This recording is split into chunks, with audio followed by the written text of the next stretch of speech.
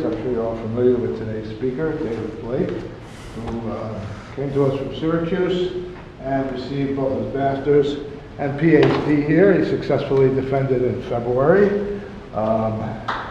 which we're all very happy about. And his dissertation is entitled Bildung Culture, Elite Popular Music in the American University, 1960 to 2010. And I believe that that's what he's going to talk to us about today. The title of his talk is The Inclusion of Popular Culture and Class Borders of University Taste. So thank you all for coming. Thank you. Thank you to videographer Terena, Michael, Ben, Bethany, and Peter. It's very nice to see you. So, shall begin?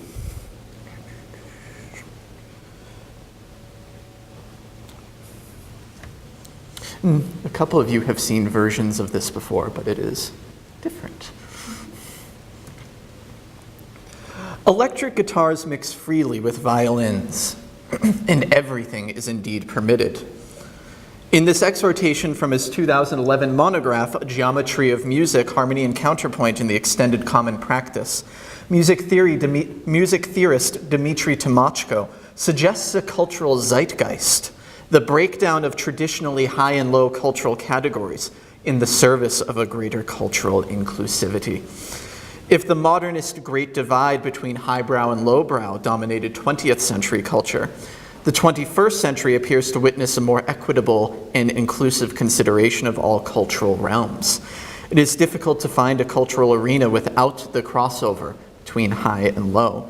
Artesian shops of peasant foods abound in Brooklyn. Chefs combine sautins and Twinkies on television cooking contests. Musicians from both popular and art spheres, including Caroline Shaw, Nico Muhly, and Sufjan Stevens, combine both worlds within the indie classical movement.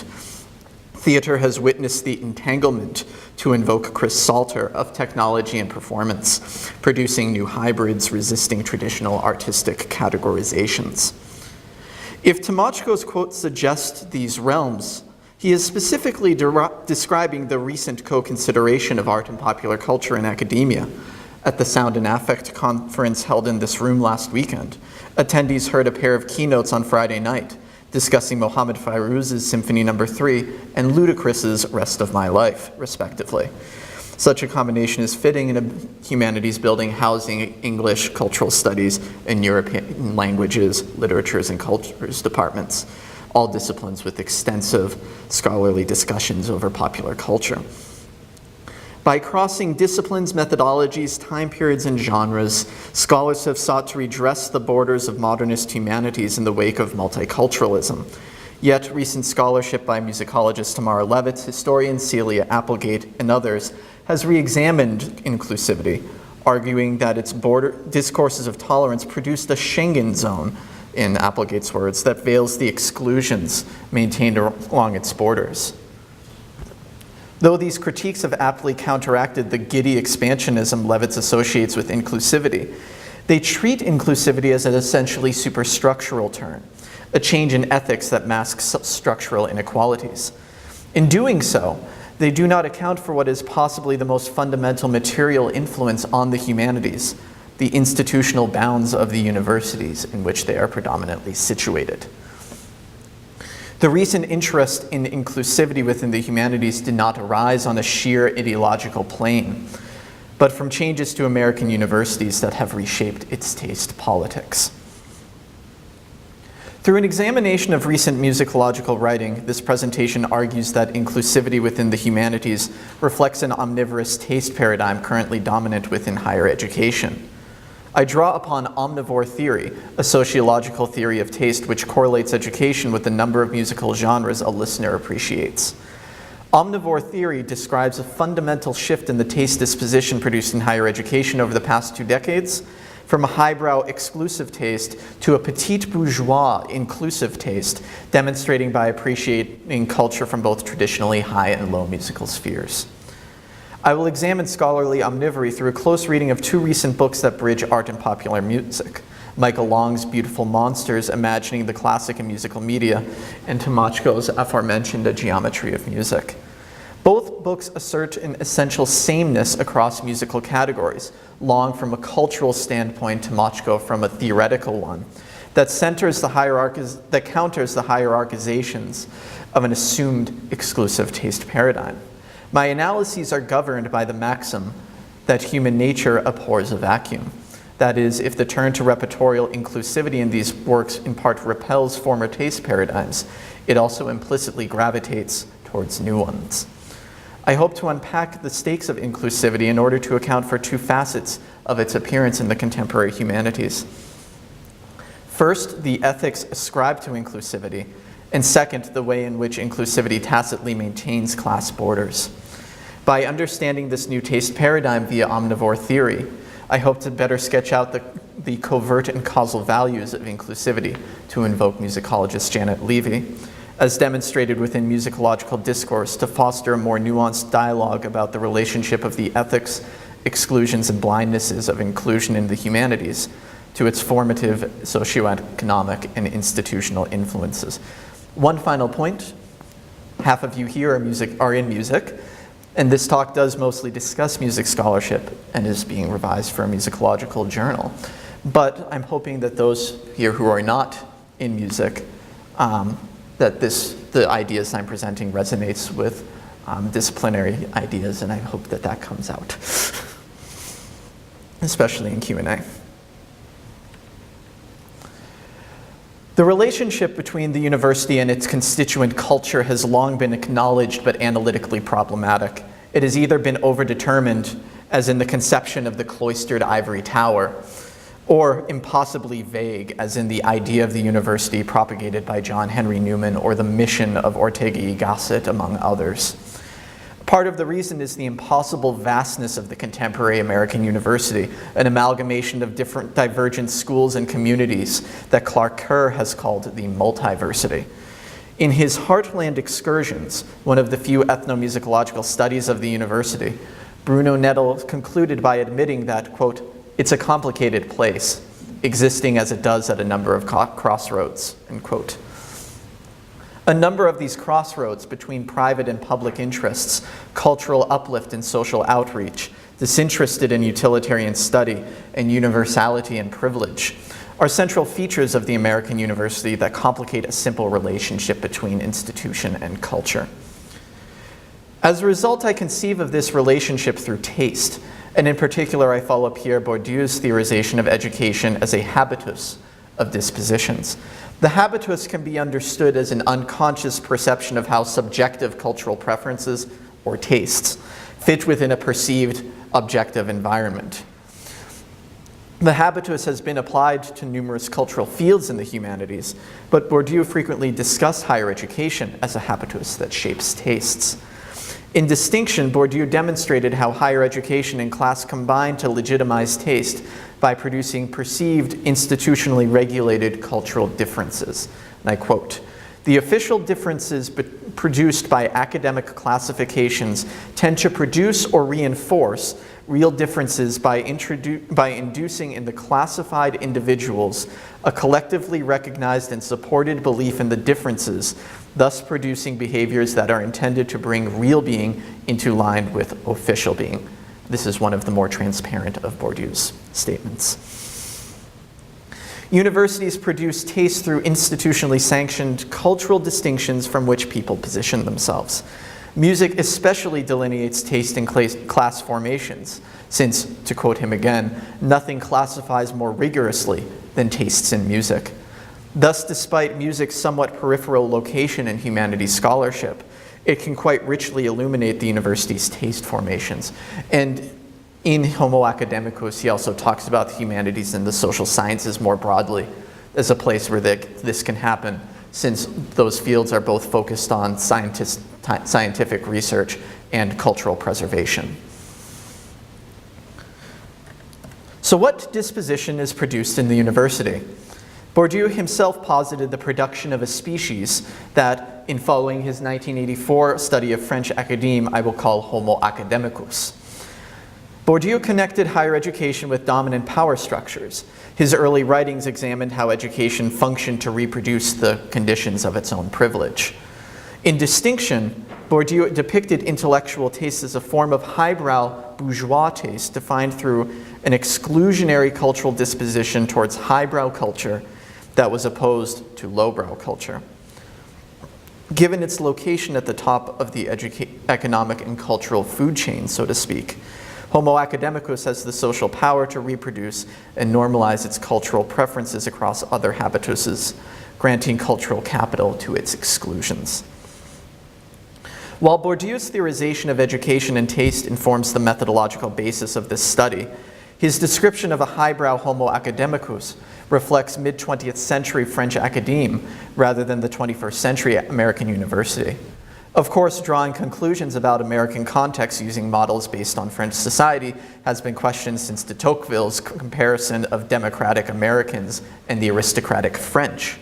More recently, a century and a half later, sociologist Michel Lemont has found a, quote, pervasive explicit non-exclusiveness in the cultural disposition of American elites, countering the homologous relationship between class education and taste assumed in Bourdieu's model. More substantial than broad national cultural differences, though, are the vast changes to the American university since Bourdieu's research. Increased enrollment has broadened the demographics of university education. The growth of youth-oriented popular music, combined with rapid increases in technological circulation and relaxations of student behavior regulations, encouraged the development of campus-based popular music activity. Finally, the introduction of multicultural curricula and the commitment to diversity following the civil rights movements of the 60s have legitimated new academic fields and perspectives. These developments have inundated the university with popular culture since World War II, producing a cultural ecosystem that has profoundly altered the shape of dominant academic taste paradigms. While Bourdieu theorized Homo academicus in the late 1970s, early 80s, the species was nearly extinct in America by the previous decade. Sociologist Harold Walensky claimed in 1966 that, quote, educated strata are becoming full participant in mass culture, a claim echoed by Susan Sontag's contemporaneous discussion of the new sensibility. Even Bourdieu had noted in distinction that, quote, higher education teachers have very high competence even in less consecrated areas, such as cinema.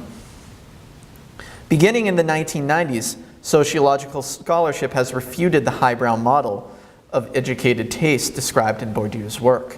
Today, higher education correlates to a more inclusive taste, predisposed towards appreciating a diverse range of music. Sociologists Richard Peterson and Albert Simkus coined the term omnivore to label this new inclusive paradigm. Elite taste, they write, is no longer defined as an expressed appreciation of the high art forms and a moral disdain or bemused tolerance for all other aesthetic expressions. Now it is being redefined as an appreciation of the aesthetics of every distinctive form, along with an appreciation of the high arts. Because status is gained by knowing about and participating in, that is to say, by consuming all forms. The term omnivore seems appropriate. Omnivory demonstrates what sociologist Michel Olivier has called the rhetoric of openness to cultural diversity through cultural preferences. If the cultural consumption of Homo academicus traded in cultural capital, this is Bourdieu's term, sociologist Bethany Bryson argues that Homo omnivorous uses multicultural capital, which she calls a, quote, social prestige afforded by familiarity with a range of cultural styles that is both broad and predictably exclusive. For Bryson, multicultural capital entails both a demonstration of an inclusive breadth through cross-cultural appreciation and a concomitant entrenched exclusion towards genres associated either with lower class, intra-racial listeners or exclusive highbrow taste paradigms. In distinguishing between both lower class and highbrow listeners, omnivores therefore position themselves rhetorically and socioeconomically as petit bourgeois rather than bourgeois. In distinction, Bourdieu theorized the taste of the petit bourgeois as open to cultural variety due to middle-class social origins and bourgeois aspirations, but described it as a disposition dominated by and imitative of the bourgeois. The ability of the petit bourgeois to transverse art and popular culture, though, has construed exclusive bourgeois taste as restrictive and passé, shifting the cultural power within the multicultural multiversity from the bourgeois intellectual to a petite bourgeois form of intellectualism. To summarize, and here are species, Academicus and Omnivorous. The dominance of Homo academicus, a snobbish, exclusive taste defined by a bourgeois class position in trading in cultural capital, has been supplanted by Homo omnivorous, an inclusive taste paradigm that suggests a petite bourgeois class position in trades in multicultural capital.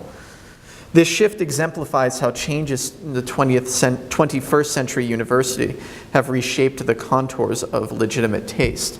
I am arguing that omnivory is a practical application of a disposition derived from a multicultural turn in higher education that has both broadened the amount of potentially legitimate culture while also maintaining class-based cultural distinctions. The close readings to follow analyze two recent prominent books in music scholarship, which each fit the omnivore paradigm. They intentionally cross art and popular repertoires. They oppose their boundary crossing to a perceived dominant highbrow paradigm, and they claim an ethics of border crossing based not only on the ontology of their subject matter, which is seen in of itself to challenge the highbrow-lowbrow divide, but as a way to more honestly represent themselves in their scholarship. If these scholars believe they are transgressing a dominant highbrow taste via omnivorous taste, though, I will be asking in the conclusion whether they are actually transgressing or reiterating dominant class paradigms, and suggesting how inclusiveness can retain a critical politics without reifying the neoliberal cultural politics that have recently encroached into academia. So you don't have to actually be able to read this, but what's most important is that you see at the very top that this is a blog called The Studies of Popular Culture and the Middle Ages.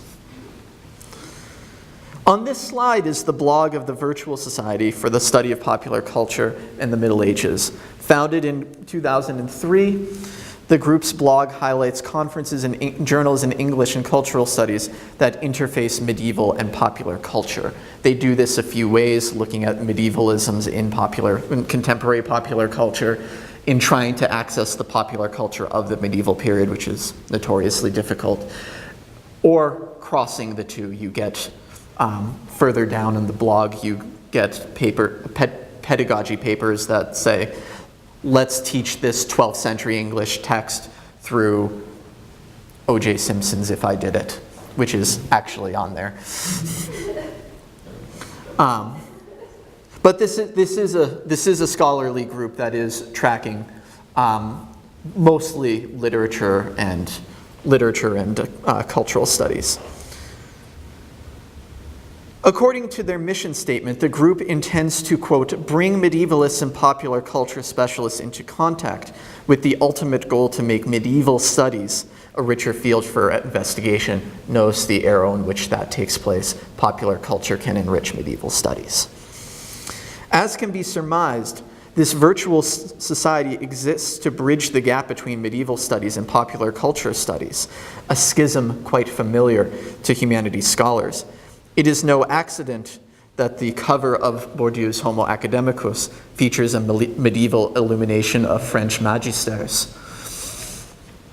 The dominance of medieval and Renaissance music during modernist musicology has turned that area into a symbol for musicology's former exclusive tastes. Yet its scholars have been no less sequestered from popular music as their colleagues who studied more contemporary musics over the past few decades. Medieval and Renaissance scholars thus faced a vast disparity between academically sanctioned taste and private taste, making the discussion of popular music in an academic setting a liberating possibility. In musicology, the medieval and Renaissance fields have produced a number of such liberated omnivores in musicology, including Charles Ham, the first musicologist to publish on American popular music, who was an early 15th century Continence Anglois and Franco-Flemish polyphonist scholar, Susan McClary, Susan Fast, Paula Higgins, and the author of Beautiful Monsters, Michael Long, who received his PhD from Princeton in 1981 with a dissertation on Italian tercento music. In 2008, Long published Beautiful Monsters, Imagining the Classic in Musical Media, which discusses not Landini or Jacopo di Bologna, but rather the permanence of the classical in the production of meaning in mass-mediated music. In claiming the centrality of the classical within the popular, he presents his study as the intentional crossing of both cultural and disciplinary borders. In his introduction, he laments the perceived distinction between academic cultural categories and public listening practices. Quote, "The embarrassment academics daily confront when we half-heartedly recite categories of art and popular that we know are meaningless or wrong, and the extent to which we still regularly frame our own language in air, scare, or typographical quotes, suggests that if we could comfortably recategorize the objects of our discourse, we would likely do so." Beautiful Monsters attempts to recategorize the classical and academic discourse through examining its interpenetration into the broader public imagination.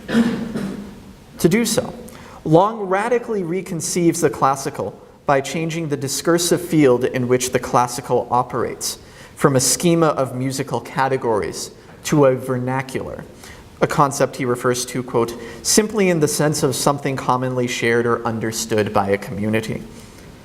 Given the circulation of all kinds of musics through musical media, his use of vernacular is intended to complicate the neat cultural divisions of the highbrow, lowbrow paradigm. Freed from cultural hierarchy through the conception of the vernacular, Long defines classical as an expressive register. Classical is not simply the musics conventionally associated with highbrow culture, but rather a linkage between, quote, "the sensory aspects of cultural products," i.e. the aesthetics, and, quote, "the expressive value of the registers," i.e. the collections, in which they are understood to be located, end quote. That is, music can be heard and used as classical without itself being classical. Though much of his book discusses film music, a genre whose scholarship has long been defined by its liminal space between cultural registers and disciplinary approaches, I want to focus my reading today on how Long rethinks the classical through an omnivorous crossing of traditionally high and low musics. Long does not explicitly define the classical register. He hints at some aspects of it: memory, memorialization, monumentality. Instead, he demonstrates it through the use of the classic by two rather different authors. Aulus Gellius, the 2nd century Roman author of the eclectic Noctes Atticae, or Attic Nights, and Michael Jackson, the king of pop. Jackson equated I'll skip Gellius because he doesn't only talk about music. Jackson equated classical music with, quote, "several familiar standards, including Childhood, Smile, and People by Barbra Streisand." But rather than chastising Jackson for his gaucherie, Long recuperates his tastes as a meaningful assemblage of musics wherein the classical figures as a, quote, "reconfigured fragment within pop and Broadway repertoires." Jackson's classical makes perfect sense for him and also confounds the ontologies of academic cultural hierarchies. The potential radical break between classical as an expressive register and classical as a cultural category marks the politics of taste demonstrated in Beautiful Monsters. The juxtaposition between Gellius and Jackson is one of many examples where Long illustrates his points through combining reference from vastly different cultural categories and historical periods. Long argues that a wide referential gambit crossing cultural boundaries is necessary to examine the multifaceted reconfigurations of the classical. And this is a fairly lengthy quote, but direct relationships between Andrei Tarkovsky and Procol Harum, the avant-garde Russian film director in Whiter Shade of Pale, T.S. Eliot and Michael Jackson, or Bugs Bunny and Freddie Mercury, might be trivial or even non-existent. The webs in which they have been mutually implicated are not, however, and these transcend directional associations of influence, imitation, or referentiality. While my text is bookended by Dante and the Sony PlayStation, respectively, there is no continuous chronological trajectory to its organization. In discussing 60s prog rock, alongside avant-garde Russian film, alongside cartoons, alongside T.S. Eliot, within a text that apparently offers canzonas to Lara Croft, Long explicitly claims to resist standard cultural constraints. His discussions bear out the wide cultural range implied in this introduction. In chapter 1, for example, Long launches into his theorization of the vernacular and the register that discusses, in order, Dante's Divulgari Eloquentia, the Trashman's Surf and Bird, which is a song that goes bird, bird, bird, the bird is the word, the bird, the bird. Jan and Dean's Baby Talk, Barry Mann's Who Put the Bomp in the Bomp, the Bomp, the Bomp, and Andreas Capellanos's De Amore, a 12th century treatise on love. These are within the same paragraph. I have summarized some similar combinations here. So pages 35 to 36, we move from Barry Manilow to rapper DMX, to the trope of severed hand literature used in early 19th century German literature and 1930s film, and the 1940s film composer Bronislaw Kaper. Later on, we get the Doors, Christian Wolff, who is a late Baroque German composer, Buxtehude, who's a 17th century German composer, and Ray Conniff, who in the mid-century did all these arrangements of Tchaikovsky and Bach and etc. Next we have Tarkovsky, Verdi's Requiem, to A Whiter Shade of Pale, to The Sorrows of Young Werther, to The Soldier's Dream. And then lastly, the early girl group song, A Lover's Concerto by the Toys, which moves to The Merchant of Venice, which moves back to Frankie Valli, the song Silence is Golden, to Ars Predicandi, or The Medieval Art of Preaching, to Stairway to Heaven, to the Canterbury Tales, to Johannes Ockingham, who is a 15th century Franco-Flemish polyphonist. This is within 1.5 pages. It's a fun read. Through radically combining different historical moments, Long, to paraphrase the Virtual Society of the Study of Popular Music in the Middle Ages mission statement, brings classical and popular culture into contact with the ultimate goal to make the classical a richer field for investigation. So now I'm going to move to the next, Tymoczko's Geometry of Music. In 1958, the Princeton composer and music theorist Milton Babbitt published the most notorious documentation of Homo academicus, the composer as specialist, also titled Who Cares If You Listen? His article argued that composers should seek the patronage of the university to develop musical composition as an intellectual discipline rather than pandering to the familiar aesthetic parameters necessitated by public audiences. Babbitt's assertion emblemized the fundamental change in 20th century art music composition from the public to the academic world, and in doing so concretized the separation between university art composition and public popular music. A half-century later, another Princeton composer and music theorist, Dimitri Tymoczko, would take it upon himself to demonstrate Homo Omnivorous by asserting instead an objective technical sameness between classical and popular music repertoires.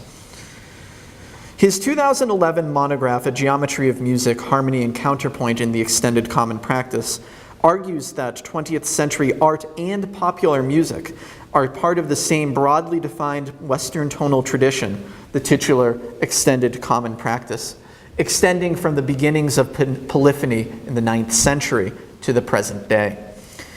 In his introduction, Tymoczko describes himself as a natural omnivore, at odds with his undergraduate professors at Harvard.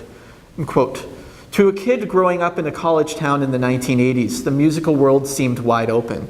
You could play The Rite of Spring with your rock band, write symphonies for electric guitars, or do anything else you might imagine. I was somewhat surprised, therefore, to find that my college teachers, famous academics and composers, inhabited an entirely different musical universe. As I quickly learned, in this environment, not everything was possible. This precedes the liberatory quote that I opened with. Though he cites Milton Babbitt in his acknowledgement section, he also refers to his relationship to the Princeton composition department as filled with, quote, the slings and arrows of outraged forefathers, end quote. In contrast to these supposedly outraged forefathers, Tymoczko's book seeks to schematize compositional techniques uniting differently categorized musics. He writes that, quote, it would make me happy to think that these ideas, in his book, will be helpful to some young musician brimming with excitement over the world of musical possibilities, eager to understand how classical music, jazz, and rock all fit together. He conceives of these three musical categories, classical, jazz, and rock, as tonal musics that, despite surface differences, share the same basic compositional procedures. He cites 5 features of all tonal music: conjunct music, melodic motion, so da da da da da, rather than ba ba bum bum. Consonants, things sounding nice. Harmonic consistency, things staying in the same sort of harmonic world. Limited macro harmony, which is a fancy way of saying the limited amount of harmonic areas in a given time span. And centricity, the prominence of a given note at a given time period. He argues that these features are fundamental through conceiving of pitch and harmonic movement as essentially geometric. And here is an example from his book. Do not ask me what this means. I got that and that. His analyses employ topographical structures such as orbifolds, matrices, three-dimensional figures, and Mobius strips to analyze canonic pieces and or demonstrate potential logical musical motion within a given style. In appealing to mathematics, Tymoczko asserts an objective scientific connection between discursively and institutionally separated genres. In Chapter 9, Tymoczko illustrates these techniques in 20th century music by juxtaposing analyses of art and popular repertoires. This chapter defines 20th century tonal music as scalar music, music in which, quote, non-diatonic scales are used to accompany functionally harmonic progressions. In other words, there's sort of a structural harmony that's underlying, but there are pitch collections up top that sort of obfuscate that. He discusses scale-first composition, a technique whereby composers modulate between closely related scales through not only Debussy and Shostakovich, but the Who's I Can't Explain and Bob Seger's Turn the Page. A discussion of subset technique, a type of scale-first composition wherein composers use multiple scales cohered by shared pitch material, uses a comparative analysis of the Beatles' Help and the Dance of the Adolescents from Stravinsky's Rite of Spring, which, if you know that piece, is the familiar clangorous opening. By connecting these repertoires through shared techniques, Tymoczko asserts an inherent objective kinship between popular and art music that rejects the categorical divides of modernist composition. Quote, the procedures we have been discussing have entered the musical vernacular. Not only can they be found in works of self-conscious art music, but also in film music, jazz, rock, and no doubt in other styles as well. By coincidence, Tymoczko's argument here returns to the same word stressed in Long's reformulation of the classical, the vernacular.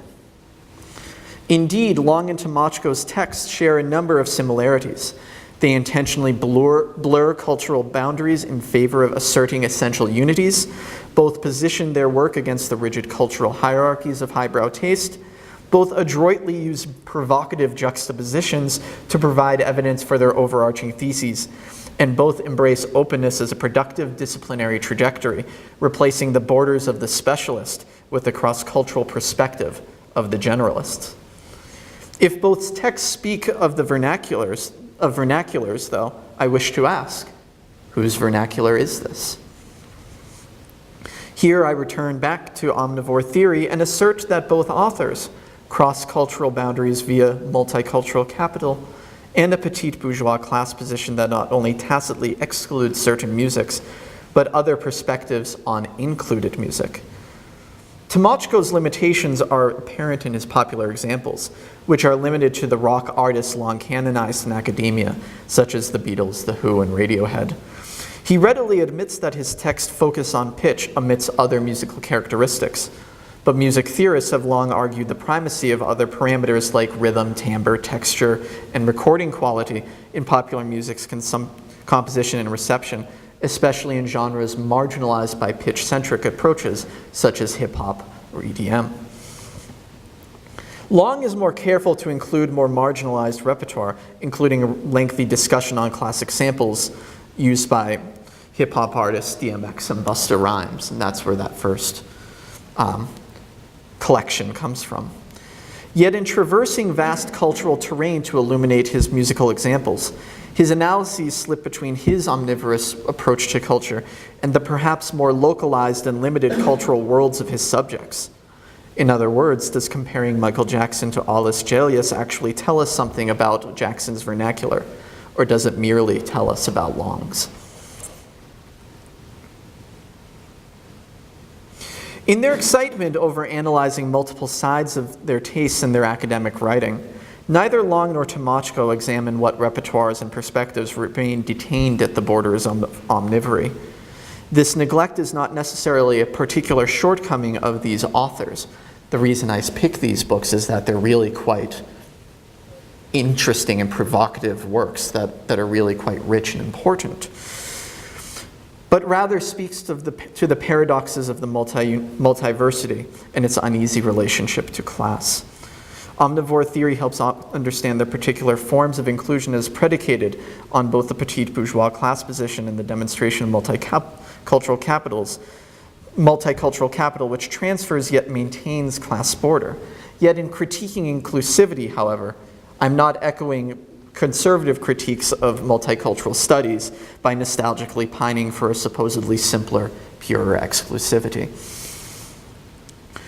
Rather recognizes that inclusivity is not pure inclusivity as such, but rather recognizes a particular, reflects a particular taste paradigm. As such, Homo Omnivorous is actually as much of a product of the university as Homo Academicus, subject to its taste paradigms and paradoxes. Both books in particular struggle with the desire to forge dialogue across diverse perspectives without undoing the university's traditional association with elite culture. The tension between universality and privilege and the fuzzy borders between the university and its public lead Long and Tymoczko to stress the cultural sophistication of popular genres and assert the vernacularity of art music while resisting the permanence of musical hierarchies. This negotiation of this tension results in the class position of Homo Omnivorous and its subsequent focus on multicultural capital. Rather than framing inclusivity in resistance to Homo Academicus as Long and Tymoczko have done, then, the present humanities should more move towards situating it through the ethics and tensions of the class borders of university culture. Omnivory cannot solve and in a sense reifies class inequality. However, I argue that an omnivory used to reject institutional logics through ascribing a reactionary highbrow taste to academia risks replacing academic criticality with a form of cultural neoliberalism. Literary scholar Jody Malamed describes neoliberalist multiculturalism as the prizing of diversity through individual agency that masks the social mechanisms which produce systemic inequality.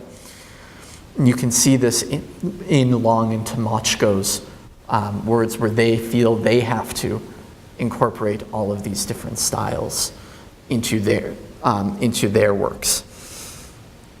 In universities that have become both more diverse and less economically integrated in recent years, foregrounding intuitive individual creativity while rejecting institutional logics risks obfuscating self-privilege and colonial residues. Instead, omnivory can forge what Bill Reddings has called a, quote, university of dissensus, a community unified through dialogue committed to sharing ideas between irrevocably different perspectives. Through critical reflection of the legacies of the overriding social, cultural, and economic structures that have enabled the ethics and dilemmas of omnivory, the humanities can retain a vital political function by critically interrogating musical difference through dialogues of dissensus. Such reflection would continue to ensure that omnivory in the humanities is a space for cautiously giddy dialogue of inclusivity rather than a demonstration of neoliberal multiculturalism. Thank you.